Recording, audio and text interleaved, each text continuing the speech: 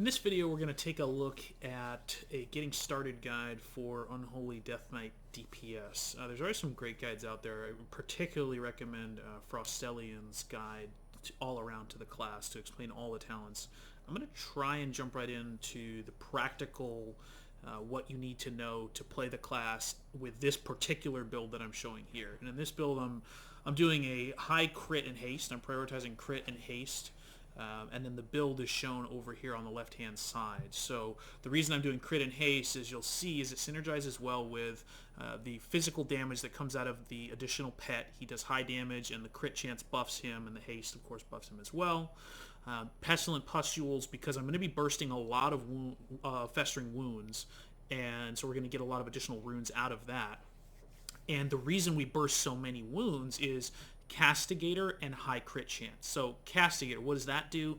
That means every time we crit through Festering Strike, we're applying more wounds, and every time we crit with Scourge Strike, we're bursting more wounds. So this allows us to just constantly be churning out wounds and constantly be popping those. So those two you have to, this particular Castigator, you have to have a high crit chance for. So if you're looking at your gear right now and you're sitting down at 10, 15% crit chance or something really low level because you've been prioritizing mastery, this isn't going to be a great build for you. You're going to need to reprioritize. If you are on a high mastery build because maybe you're prioritizing blood as your primary spec or something like that, then you're probably going to want to look at other builds that use things like bursting sores and maybe infected claws, because you need to get more wounds out. You need to be bursting lots of wounds, but Castigator's not going to help you because you don't have the crit chance to do it. So that is a high importance to have the right stat weights going. You don't have to be exactly what I'm showing here. This just happens to be where I am right now. Sludge Belcher, he's just going to hit really hard. Crit chance buffs him, haste buffs him. Shadow Infusion to keep him on Dark Transformation a lot. And then Soul Reaper, because the Soul Reaper itself does a lot of damage. You can see it hits for 200,000 or so damage. And then it's got a great haste buff. And that's going to really time well, since it's a 45-second cooldown. It's going to time well with Apocalypse, where every other Soul Reaper, I can burst a bunch of wounds, get the 3 stacks from that by popping Apocalypse. So what does that look like? That just means that when we are applying a Festering Strike, so notice I just did a single Festering Strike. You can see my abilities go by here. I did a single Festering Strike. I have 6 wounds on this target right away. That's crazy. So for 2 runes, I got 6 wounds out. If I do it again, now I'm at 8. So if this was my opening, of course you always want to have your disease applied, but if this was my opening, I'm walking in, I apply Outbreak to get my Virulent Plague going. I have 8 stacks now because I did 2 Festering Strikes, and hopefully I got one of those as a crit. And so I got some nice RNG, and I have 8 stacks going. And then I'm immediately going to Soul Reaper, Apocalypse, and now look up here, I've got Soul Reaper stacks going. My haste is insane, it's at 41%, and now I go back into my rotation. Now, of course, at all times, again, you want to have your Plague going, and you want to have Dark Transformation going. So if this is an initial pull, I want Outbreak, I want Dark Transformation, I want Gargoyle going. I'm going to start Festering, get my wounds going. Of course, I don't want to be sitting at rune cap for very long, so I'm talking through this, so this is kind of weirdly slow motion. But I want to start keeping all of these things in balance with each other. So now that I've popped that Soul Reaper and I reapplied wounds again, now I can start doing Scourge Strike. So I consumed 2 there. I went from 6 to 4. Now I'm about to run out of them. So as I'm consuming these, you got to keep an eye out. If I get to a situation like this, so now I'm at 3 wounds. I'm going to Scourge Strike this. Now I'm at 2. I can still Scourge again, because remember, Scourge can consume 2 wounds if I get a crit. So let's see. I only got 1. Now, I don't want to Scourge here. I actually want to wait and Fester, because in theory, if I critted on that Scourge, I could have consumed 2, but I only had 1 available to consume. So that's a situation where when you're down low, you really don't want to be continuing to consume or to do Scourge Strikes, unless that enemy's like about to die, right? So that's the balance you play especially when you're doing single target fights. So let's I'm going to let this Apocalypse come off cooldown here, and let's kind of pretend that we're doing a more live rotation. So I'll try to actually keep everything going, and we'll see how well I can talk through this. So Outbreak, Dark Transformation, let's pretend Gargoyle's out. I probably would have precast Army of the Dead. So we're going to Fester one more time. I'm at 8, Soul Reaper, Apocalypse. I have way too much runic power. I'm going to drain runic power for a second. Okay, Fester, Scourge, Ooh, I can do one more Scourge. Okay, now I got to Fester. Ooh, I'm really high on Runic Power. I'm going to Scourge. I'm going to Fester that. I'm going to Scourge. I'm going to Scourge. I'm Runic Power, Runic Power. Okay, woo, back up at 8. Let's start Scourging this down a bit. I got to reapply my disease, so we'll get that out. I was a little late on that. And this is pretty much what the rotation looks like. So I need to get wounds out again. Get my pet transformed, Dark Transformations up. I'm consuming wounds right now, popping wounds right now. And of course my DPS looks a little garbage at the moment. Okay, so this situation right here, I want to apply Scourge Strike, but I want to, or sorry, Soul Reaper, but I want to make sure I've got 3 runes ready to go to consume with Scourge Strike. So there's 2 things going on there. When you get that in between Scourge or in between Soul Reaper after using it on the first one with Apocalypse, the second time he comes up, what you want to make sure of in preparation is that you have at least 3 wounds on the target. So like this, you have 3 wounds on the target, and you have 3 runes that are going to be available to consume those with 3 Scourge Strikes, potentially. Now you might just need 2, right? You might crit on 1, and then you only need 1 more. So what that's going to look like when I don't have Apocalypse to consume them, because remember, Apocalypse consumes all the ones that are on there. I'll do it this time. I won't do Apocalypse with it. So let me just use up a bunch of runes. I'm just going to waste all my runes here. Okay.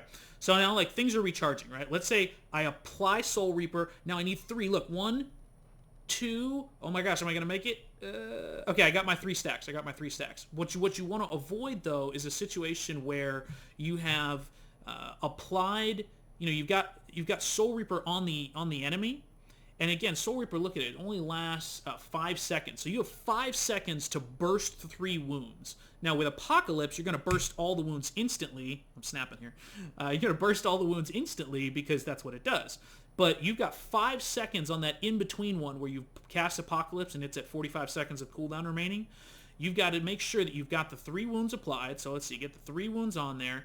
And then you got to make sure you have enough runes to cast Scourge Strike 3 times after spending 1 on Soul Reaper. So you got to spend it on Soul Reaper, and then you got to hammer out 3 Scourge Strikes in a row, potentially. It might just be 2, depending on what your procs are like. So just make sure you're not totally rune exhausted. I think a lot of times we feel it necessary to do something every GCD, and so like if a rune is up, we just press things, right? You might need to do a little bit of pooling depending upon how much runic corruption procs you've been getting, just what's coming off cooldown. So prepare for that. That's the general flow of our rotation, is on pull, these things are going to get synced up, your Soul Reaper and your Apocalypse, and then you're going to have this situation where you always have to use a Soul Reaper in between the Apocalypses, and it's great if you can get those 3 stacks that I'm talking about, but at the end of the day, don't agonize it over it too much, because really the big DPS from Soul Reaper, yeah, it's a nice haste buff, but if you only get 2 stacks out of it,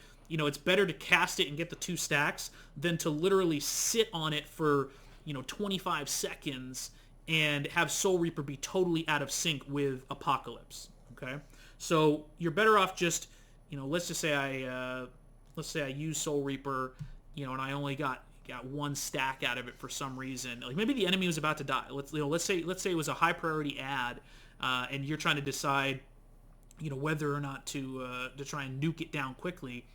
Throw Soul Reaper onto it and just hit it hard. Soul Reaper hits like a ton of bricks. So, hit the enemy with it, even if it's going to die. If you don't get the buff, it's not the end of the world. But if you're trying to maximize our DPS on a sustained single target fight, you want those things to start staying in sync. If I could talk. So yeah, that's kind of the general flow. You want to make sure you're keeping Dark Transformation on cooldown. You got things really align nicely for us, right? This is 45 seconds. This is 1.5 minutes, and this is 3 minutes. So you can see that these things start lining up really nicely where, every other Soul Reaper, you get to line it up with Apocalypse. And then at 3 minutes, where you come up on your 4th Soul Reaper and your 2nd Apocalypse, third Apocalypse, I guess. I'm not doing my math right. It's not your 4th. But anyways, when you're coming off of that second time around where you're using Apocalypse after pull, then you've also got Gargoyle coming up. So it works really well when you have fights where hero's going to happen, let's say 3.5 minutes in. Maybe you can hold those for a second or something like that. Those kind of things will really time nicely. This set of weak ores is pretty much straight from what Frostelion uses on his guide. I'll link his below because his kind of covers the whole class. But this is kind of generally what the rotation looks like. Let's see, I'll just do a quick actual pull here. Let me get my pet off of this. Dismiss. Re-grab him. And so what you'd want to do on a real pull timer is pop Army of the Dead at 5 or so seconds, so that things are coming back up. And then you can actually precast at 3, 2, 1. You can hit Dark Transformation and then go to town. So you can see my rotation down below. I'm actually like capped, so I'm just going to spend some runic power because you probably wouldn't actually start quite that cap. So I'm actually going to have to go again. Okay, now Soul Reaper, Apocalypse. Oh boy, I've got tons of runic power. Okay, I got to apply my Festering Wounds again. Now I can Scourge a couple times. All right, I got to apply Festering Wounds. And you just have all this haste, so you're just going to have to churn through your rotation really quick here. I got to consume some of these. Okay, I could probably Fester again. I got 5 seconds coming up on my disease. Oh boy, here we go. Get the disease back out. Good stuff. Consume that. I got my Dark Transformation coming off soon here. Pop that. And that's pretty much it. Now get ready. Let's 10 more seconds. Let's do another round of Soul Reaper here.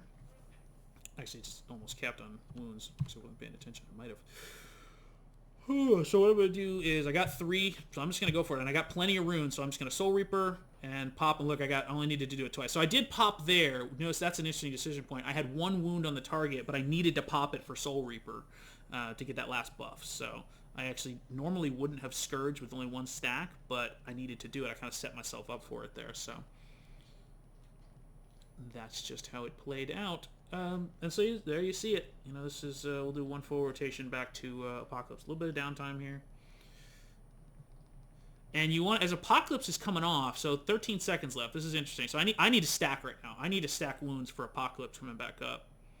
See this? 7 seconds left here.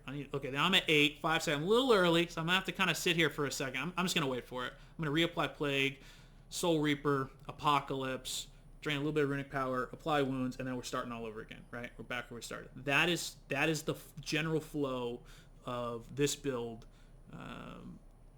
that I'm using at this point. And anyways, hope that was helpful. I'll try to make some more of these. Maybe I'll put a couple actual kill videos up. If it helps, here's the artifact tree that I'm using. This is literally just I'm following what's on Icy Veins. I'm not really doing anything fancy here. So, you know, I'm not even very far into this thing, and I feel like I'm pretty capable of putting out decent numbers that allow me to feel like I'm contributing. So hopefully this is helpful and helps up your DPS a little bit. You know, if you got any questions, feel free to leave them below, and thanks for watching.